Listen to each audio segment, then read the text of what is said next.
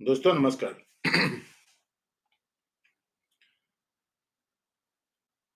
मेरे वीडियो अगर आपको अच्छे लगते हैं आप उसको लाइक करिए, दोस्तों के साथ में शेयर करिए, मेरे चैनल को सब्सक्राइब करिए और नोटिफिकेशन पाने के लिए बेल आइकन दबा दीजिए। लाइक करना बहुत ज़रूरी है जिससे कि चैनल की रीच बढ़ती है। अब आते हैं आज के टॉपिक पे। गवर्नमेंट ऑफ इंडिया ने, भारत सरकार ने जीएसटी नेटवर्क को पीएमएलए कानून के तहत ला दिया है। अब आप पूछेंगे भाई जीएसटी क्या होता है? तो जीएसटी होता है जनरल सर्विस टैक्स।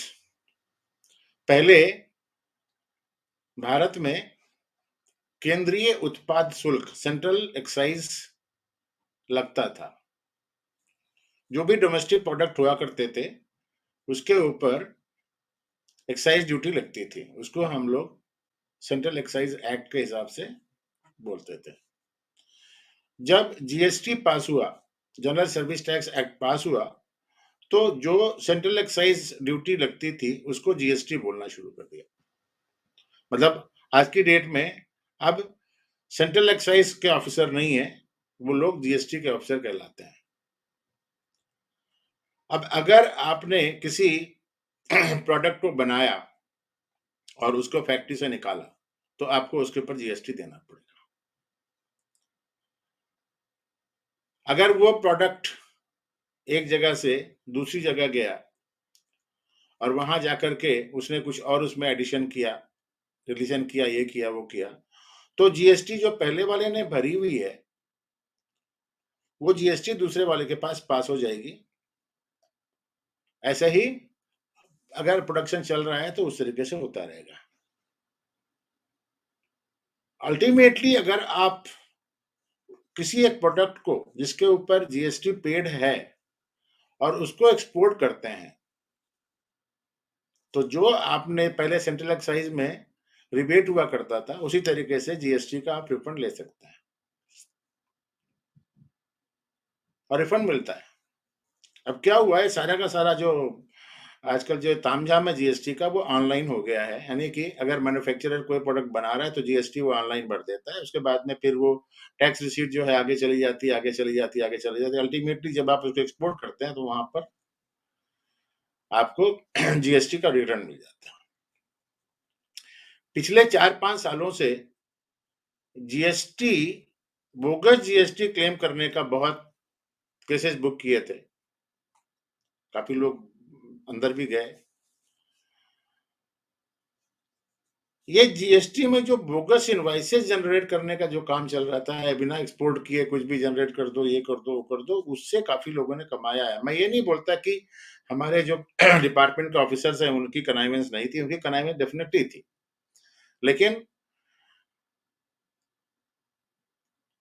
इस अपराध के खिलाफ मैं इस बात का, एज रेवेन्यू ऑफिसर, मैं इस बात का पूरा पक्षपाती हूं कि अगर कोई कर की चोरी करता है, वो चाहे इनकम टैक्स की हो, चाहे जीएसटी की हो, चाहे किसी भी तरीके के टैक्स की चोरी है, वो भारत की जनता के साथ बहुत ज्यादा अत्याचार कर रहा है और उसको उसकी सजा मिलनी चाहिए। क्योंकि अगर आप टैक्स नहीं देंगे तो भारत जैसा देश उन्नति नहीं कर सकता। जबकि यहाँ पर टैक्स चोरी सबसे बड़ा धंधा है। बड़े बड़े नेता लोग, बड़े बड़े बिजनेस लोग, ये लोग हमेशा इसी फिराक में रहते हैं कि हम टैक्स चोरी करें। तो भारत सरकार ने शनिवार को जीएसटी नेटवर्क को पीएमएलए एक्ट के साथ में लगा दिया है। अब अगर कोई सस्पिशियस ट्रांजैक्शन है उसको, या कोई आदमी या कोई बिजनेसमैन कुछ भी जीएसटी में घपले करता है या कर चोरी करता है तो उसके ऊपर पीएमएलए लगेगा। तो ये है आज के टॉपिक का मेन मुद्दा, जिसको मैंने मोनोलॉग के थ्रू बताया। अब मैं आपको जीएसटी का वो जो नोटिफिकेशन आया है उसके बारे में और उसकी न्यूज थोड़ी सी बता देता हूँ। देखिए,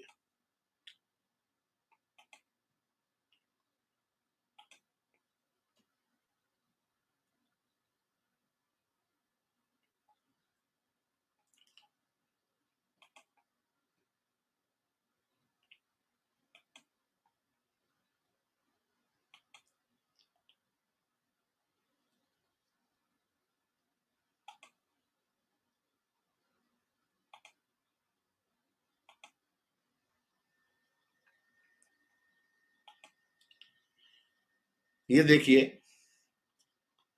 ये टैक्स आज से उसमें से मैंने लिया है इसको। ये क्या बोल रहे हैं?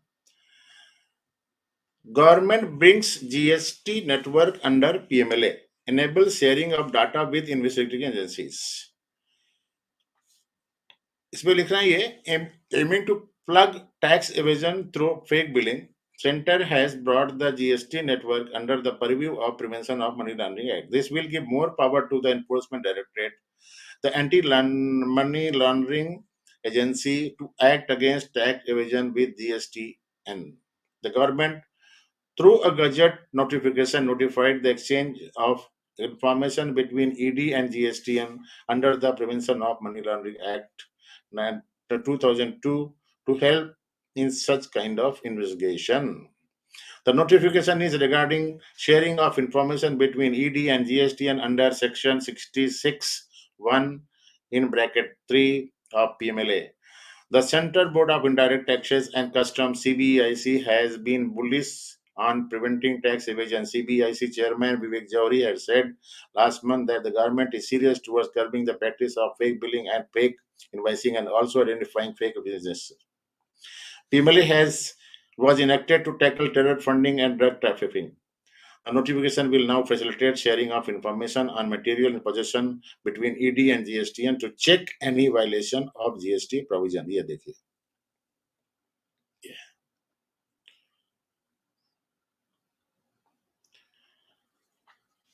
the portal is aimed at providing shared IT infrastructure and services to central and state government, taxpayers, and other stakeholders for implementation of GST. Some GST functions are facilitating registration, forwarding return to relevant central and state authorities, computation, and settlement of GST. Matching tax payment details with banking network, providing analysis of taxpayers' profile and matching invoices. Besides, the ED and FIEU agencies that need to share information include the Competition Commissions of India, Reserve Bank of India, Security and Exchange Board of India, Insurance Regulatory and Development Authority of India, Serious Fraud Investigation Office, and Director General of Foreign Trade. This list is updated from time to time. PMLA was enacted to tackle terror funding and drug trafficking. The PMLA Act is also provide the confiscation of property derived from or involved in money laundering. ये है news. अब देखिए,